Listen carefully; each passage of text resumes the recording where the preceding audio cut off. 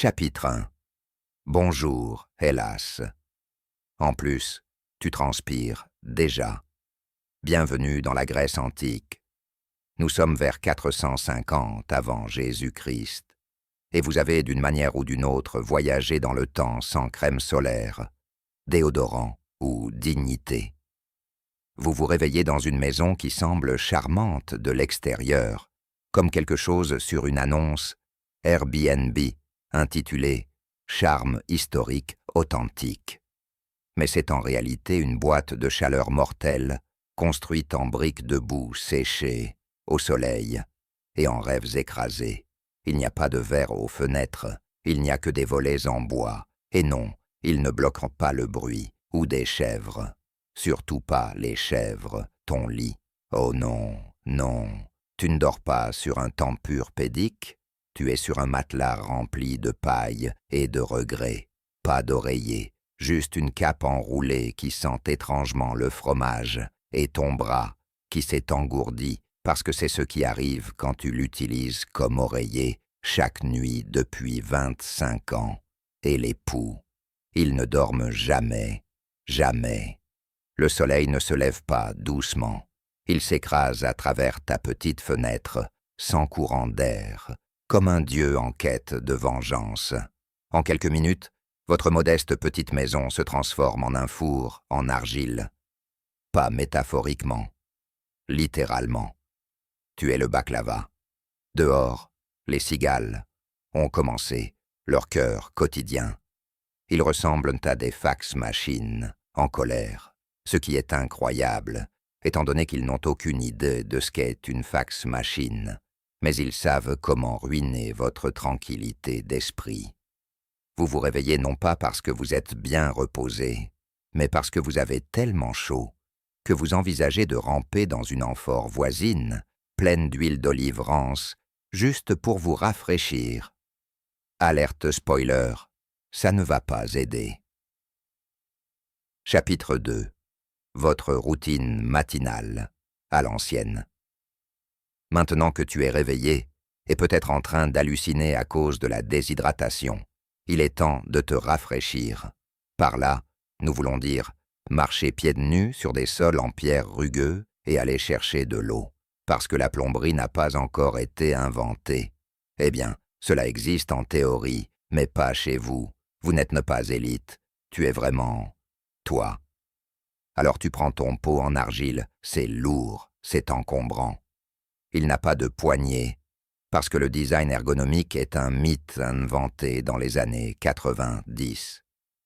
Vous marchez jusqu'à la fontaine, ou au puits local.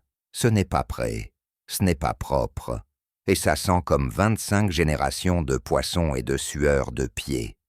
Tu ramènes l'eau, en la renversant sur ta tunique, qui fait aussi office de serviette, de drap et de déclaration de mode.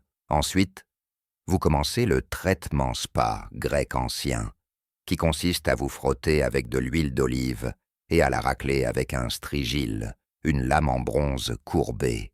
C'est exact, pas de savon, pas de gants de crin, juste de l'huile, du métal et un profond sentiment de confusion. Félicitations, vous êtes maintenant légèrement plus brillant et toujours sale. Chapitre 3. Petit déjeuner des Olympiens, pas vraiment. Il est temps de manger, ne t'excite pas. Le petit déjeuner est une expérience sans joie, composée de pain d'orge, ayant la densité d'une étoile effondrée. Ça s'appelle masa, ce qui en grec ancien signifie « pourquoi se donner la peine ?» C'est tellement sec que ça rend le pain grillé jaloux. Vous le trempez dans du vin coupé à l'eau. Non pas parce que vous êtes raffiné, mais parce que l'eau essaie activement de vous tuer, c'est exact. Tout le monde boit du vin dilué parce que c'est plus sûr que l'eau du robinet, même les enfants. Les tout petits Grecs anciens se promènent avec une légère ivresse et un sens de l'humour noir. Si vous êtes riche, peut-être que vous obtenez des olives, ou du fromage, ou des figues. Mais tu n'es pas riche, tu mâches de la tristesse et des miettes rassis. Et si vous êtes une femme, Vous n'avez même pas le droit de manger avec les hommes. Vous attendez votre tour pour être déçu. Chapitre 4. S'habiller pour la journée ou pour un incident vestimentaire lié au vent. Il est temps de s'habiller. Vos options sont un chiton, en gros, une grande feuille que vous attachez avec une ficelle et espérez le meilleur, animation. Une autre grande feuille, mais plus artistique. Les deux sont conçus sans aucun respect pour le mouvement, la modestie ou le vent. Il n'y a pas de boutons, pas de fermetures éclairs, juste du tissu, des épingles et du chaos. Sous-vêtements, jamais entendu parler d'elles, maintenant. Les chaussures. Si vous avez de la chance, vous avez des sandales en cuir. Sinon, vous marchez pieds nus, sur des pierres chaudes, à travers la terre, sur du crottin de chèvre, possiblement tout en même temps, à la mi-matinée. Vous avez déjà développé une éruption cutanée due aux sandales, un coup de soleil et une profonde crise philosophique sur vos choix de vie. Ce qui est bien, car vous vivez dans le berceau de la philosophie. Chapitre 5. Travail, sueur et désespoir existentiel. Vous n'êtes pas un penseur, vous êtes un homme d'action. Alors tu vas faire. Peut-être que vous êtes potier, peut-être un pêcheur, peut-être un marchand criant sur d'autres marchands dans un marché en plein air chaotique, où les prix sont fictifs et où les cris sont la principale monnaie d'échange. Votre journée de travail est longue, chaude et alimentée par une volonté de fer et des glucides ancestraux. Si vous êtes une femme, vous êtes à l'intérieur, en train de filer de la laine, de moudre des grains, d'élever des enfants, de gérer le foyer, d'esquiver les insultes, et on attend toujours de vous que vous ayez l'air agréable. Si vous êtes une esclave, félicitations. Votre journée commence plus tôt, se termine plus tard, et inclut des tours bonus, de punition et 0 salaire. Chapitre 6. Hygiène, partie 2. Tu es toujours dégoûtant. Tu penses que le massage à l'huile et le grattage du matin étaient insuffisants. Non, le milieu de la journée arrive et vous réalisez. Vous êtes maintenant une grande tache de sueur ambulante. Vous ne pouvez pas remettre de l'huile, ce truc est cher. Vous vous contentez de vous rincer le visage avec de l'eau, contaminée par les chèvres, et prier pour que personne ne vous sente avant que vous ne vous évanouissiez. Soins dentaires, du charbon et un bâton, peut-être du vinaigre si vous êtes riche ou fou. Surtout, vous mâchez des herbes et faites semblant que votre haleine ne sent pas le houmous préhistorique. Chapitre 7. Vie sociale, aka crier en public. Il est temps de se diriger vers l'agora, la version grecque antique d'une place publique, d'un marché aux puces, d'un rassemblement politique et d'une section de commentaires TikTok réunis en un seul endroit. Tu arrives là-bas, trempé de sueur, et un philosophe pied son nu dans un drap, s'approche de toi et demande « Qu'est-ce que la justice ?» Vous essayez d'acheter des oignons. Maintenant, tu es dans un débat socratique et tu ne sais pas comment cela est arrivé. Pendant ce temps, les ragots locaux se répandent plus vite qu'un feu de forêt. La chèvre de quelqu'un s'est égarée dans un temple. Quelqu'un d'autre a oublié de sacrifier à Héra. Quelqu'un a essayé de voter avec un faux jeton de citoyen. Le chaos règne, et la seule règle est « celui qui crie le plus fort gagne ». Chapitre 8. La démocratie, maintenant avec 90%. De moins de démocratie. Bienvenue dans la Grèce antique, le berceau de la démocratie. Mais avant de vous enthousiasmer trop, clarifions les choses. Cette démocratie est plus exclusive qu'un club VIP moderne. Seuls les citoyens masculins adultes, ayant des parents athéniens, sont autorisés à voter. Femmes, esclaves et étrangers, pas invités à la fête. Imaginez-vous arriver à l'assemblée de vote, seulement pour qu'on vous dise « Désolé, votre mère n'est pas née, ici ». C'est comme se voir refuser l'entrée dans un club parce que tes chaussures ne sont pas assez à la mode. Sauf que c'est ta lignée qui pose problème. Et si vous êtes qualifié, voter n'est pas aussi simple que de cocher une case. C'est une affaire qui prend toute la journée, impliquant des tessons de poterie, ostraca et la honte publique. Si quelqu'un devient trop populaire ou puissant, les citoyens peuvent voter pour l'exiler pendant 10 ans. C'est comme Koh Lanta, édition Athènes antique. Chapitre: Les femmes, vues mais pas, entendues ou vues vraiment. Dans la Grèce antique, on attend des femmes qu'elles soient la colonne vertébrale, invisible de la société. Leurs rôles principaux: gérer le ménage, tisser et produire des héritiers. La vie publique est un domaine masculin, et les femmes qui s'aventurent dehors sans escorte masculine sont mal vues. Éducation pour les femmes, minimale. Les droits politiques, inexistants. Leurs vies sont confinées à la sphère domestique, et leurs opinions sont aussi valorisées qu'une chèvre dans un débat philosophique. Cependant, à Sparte, les femmes ont plus de liberté. Elles peuvent posséder des biens, recevoir une formation physique et sont encouragées à exprimer leurs opinions. Mais avant de faire vos valises pour Sparte, rappelez-vous, cette liberté s'accompagne de l'attente de produire de forts guerriers pour l'État. Chapitre 10. L'esclavage, le moteur tacite de la société. L'esclavage est une partie intégrante de la société grecque antique.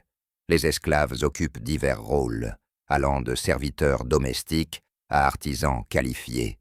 Ils sont la main-d'œuvre invisible qui fait fonctionner la ville. La liberté pour les esclaves est rare et nécessite souvent des circonstances extraordinaires. Leurs vies sont contrôlées par leurs maîtres et leurs droits sont pratiquement inexistants. C'est une réalité sombre qui souligne l'inégalité de l'époque. Chapitre 11. Guerre, obligatoire et impitoyable. Le service militaire n'est pas optionnel. Dès leur jeune âge, les garçons sont entraînés pour devenir des soldats.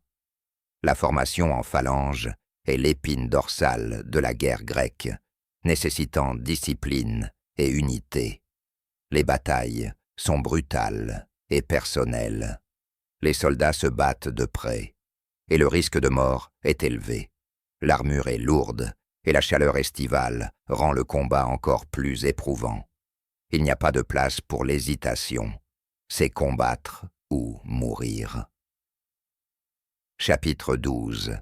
Crimes et châtiments, rapides et sévères. La justice dans la Grèce antique est rapide et, selon les normes modernes, sévère. Les procès sont menés par de grands jurys, et il n'y a pas de représentation légale professionnelle. Les individus accusés doivent se défendre eux-mêmes, ce qui conduit souvent à des plaidoiries dramatiques et émouvantes. Les peines vont des amendes et de l'exil à la mort. Il y a peu de place pour la clémence, et le système judiciaire favorise les éloquents et les persuasifs.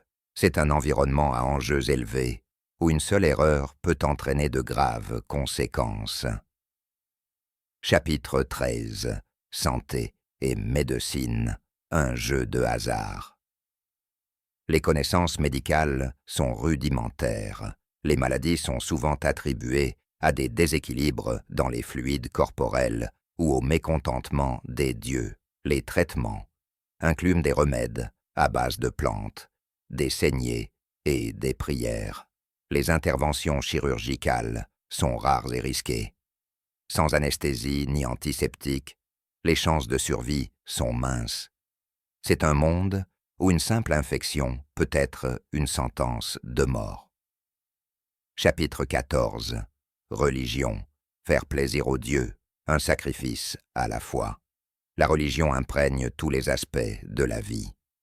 Les Grecs croient que les dieux contrôlent leur destin et maintenir leur faveur est crucial. Cela implique des sacrifices réguliers, des festivals et de rituels. Les temples sont les centres de l'activité religieuse, et les prêtres exercent une influence significative. Les présages et les oracles guident les décisions, des affaires personnelles aux affaires d'État. C'est un effort constant de rester en bons termes avec les dieux. Chapitre 15. Conclusion. Pensez-vous toujours pouvoir survivre, après avoir expérimenté les réalités de la vie grecque antique, démocratie exclusive, rôle de genre rigide, dépendance à l'esclavage, service militaire obligatoire, justice sévère, médecine primitive et pratiques religieuses exigeantes? Pensez-vous toujours pouvoir tenir une journée? C'est un monde de complexité et de contradictions, où la grandeur et les difficultés coexistent. Survivre ici nécessite de la résilience, de l'adaptabilité et une bonne dose de chance, donc, à moins que vous ne soyez prêt à embrasser pleinement les défis de la Grèce antique, vous voudrez peut-être reconsidérer vos plans de voyage dans le temps. Chapitre 13. L'Agora, où les potins, les chèvres et la philosophie se rencontrent. Alors, vous avez traversé la chambre de boue cuite, le petit déjeuner de vin et d'eau rassis, l'exfoliation à l'huile d'olive et la panne de garde-robe en plein jour. Félicitations! Vous êtes prêt pour ce qui passe, pour une vie sociale dans la Grèce antique. Mais oubliez les soirées cocktails et les clubs de lecture. Ici, le centre social est l'Agora, un endroit où vous pouvez acheter du poisson, débattre de la justice et vous faire voler, le tout en 5 minutes. Imaginez-le. Une vaste place poussiéreuse, entourée de colonnades et de temples, remplie d'un épais brouillard de transpiration, de calamars grillés et d'opinions non sollicitées. Vous essayez de vous frayer un chemin à travers le chaos, mais quelqu'un soutient que la vertu est l'harmonie de l'âme. Et quelqu'un d'autre crie juste à propos des navets. L'Agora n'est pas seulement un marché, c'est Twitter avec plus de sueur et moins de filtres. Les étals du marché de la légère regret. Vous vous dirigez vers un étal de poissons, parce que vous pensez avoir de nouveau faim. Ce n'est pas le cas, vous êtes juste déshydraté. Le poissonnier vous propose quelque chose qui ressemble à une truite, et sent comme si elle avait été retirée du service public il y a 2 semaines. Vous essayez de marchander, mais votre athénien est aussi fluide qu'un éternuement de chèvre, alors vous finissez par accepter de payer 3 fois le prix habituel et de donner votre sandale gauche, votre récompense. Un poisson qui fait aussi office d'arme olfactive. De l'autre côté, il y a un stand qui vend des amphores de vin bon marché. Vous êtes tenté, jusqu'à ce que vous voyiez un homme verser un échantillon dans une tasse, le faire tourner, puis le cracher directement sur le sol, avec la passion d'un critique de théâtre pendant une mauvaise pièce d'Euripide. Millésime du mois dernier, dit le vendeur avec fierté. Vous vous éloignez, philosophie gratuite, avec chaque achat. Juste au moment où vous pensez avoir échappé, un homme en manteau sale s'approche et vous assène la phrase redoutée « Qu'est-ce que la vérité ?» Oh non, vous avez croisé le regard d'un philosophe. C'est l'équivalent ancien de cliquer sur une vidéo YouTube et de se retrouver 6 heures plongé dans des théories du complot. Sauf que cette fois, la théorie du complot se termine par vous demandant si les chaises sont réelles. Il te suit à travers le marché. Tu crois savoir ce qu'est la justice, déclare-t-il. Mais as-tu examiné l'essence de la justice dans ta propre âme? Vous essayez de répondre avec quelque chose d'intelligent, mais le mieux que vous puissiez faire est « Veuillez cesser de me suivre, monsieur. J'essaie juste de trouver des olives, trop tard. » Vous êtes maintenant au centre d'un symposium éphémère. 3 hommes en tunique se joignent à eux, criant les uns par-dessus les autres. L'un insiste sur le fait que l'âme est éternelle, Un autre est profondément préoccupé par les bateaux pour une raison quelconque, et le troisième ne cesse de citer Héraclite tout en agitant un maquereau. Le poissonnier hoche la tête solennellement. « Tout est flux », dit-il en jetant une autre créature marine périmée sur le tas. Chapitre 16. Le théâtre, où le drame et l'inconfort se heurtent. Bienvenue dans le théâtre grec ancien, un lieu où les frontières entre divertissement et endurance s'estompent. Les théâtres sont des merveilles architecturales, souvent construits sur des pentes pour accueillir des milliers de spectateurs. Les acoustiques sont si précises que même les chuchotements de la scène peuvent être entendus dans les rangées arrière, mais ne vous mettez pas trop à l'aise. Les sièges sont sur des bancs de pierre dure et les performances peuvent durer toute la journée.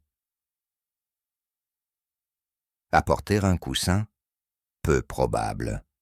On s'attend à ce que vous assistiez à des tragédies et des comédies sans le luxe des commodités modernes. Et n'oubliez pas, les pièces abordent souvent des thèmes lourds, comme le destin, la trahison et la rétribution divine. Pas exactement une lecture légère. Chapitre 17. Rites religieux. Faire plaisir aux dieux, un sacrifice à la fois. La religion imprègne tous les aspects de la vie grecque. Les dieux sont capricieux, et les apaiser nécessite une vigilance constante. Les sacrifices, les festivals et les rituels sont des occurrences régulières. Oubliez d'honorer une divinité, et vous pourriez vous retrouver à subir une colère divine.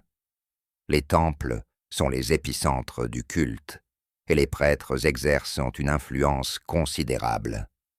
Les présages et les oracles gagnent les décisions, des affaires personnelles aux affaires d'État. C'est une danse délicate entre dévotion et superstition, et les faux pas peuvent avoir des conséquences désastreuses. Chapitre 18. Festival, quand le chaos devient tradition. Les festivals grecs sont de grands événements, combinant l'observance religieuse avec les réjouissances communautaires. Prenons les Dionysies, par exemple, une fête rendant hommage à Dionysos, le dieu du vin et du théâtre. C'est un événement de plusieurs jours, avec des processions, des performances et beaucoup de vin. Mais ces célébrations ne sont pas seulement une question de plaisir, ils sont profondément ancrés dans la tradition et servent à renforcer les liens sociaux et la dévotion religieuse. La participation est obligatoire et les attentes sont élevées. Manquez une étape et vous risquez d'offenser à la fois vos camarades et les dieux. Chapitre 19. La mort et l'au-delà, un voyage sans GPS. La mort dans la Grèce antique n'est pas la fin, mais le début d'un voyage complexe.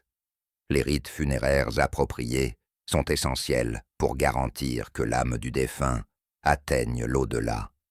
Ne pas accomplir ces rituels, et l'âme pourrait errer sans but, causant des malheurs aux vivants. Les pratiques funéraires sont élaborées, impliquant des processions, des offrandes et des périodes de deuil. Les vivants portent la responsabilité de guider les morts vers leur dernier repos, une tâche prise très au sérieux. Chapitre 20. Conclusion. Pensez-vous toujours pouvoir survivre? Après avoir expérimenté les rigueurs du théâtre grec ancien, les exigences de l'observance religieuse, le chaos des festivals et les complexités des rituels funéraires, pensez-vous toujours pouvoir tenir une journée? C'est un monde de tradition, de dévotion et d'endurance. Survivre ici nécessite plus que de l'endurance physique. Cela exige une compréhension approfondie des normes culturelles et un engagement indéfectible envers la vie communautaire.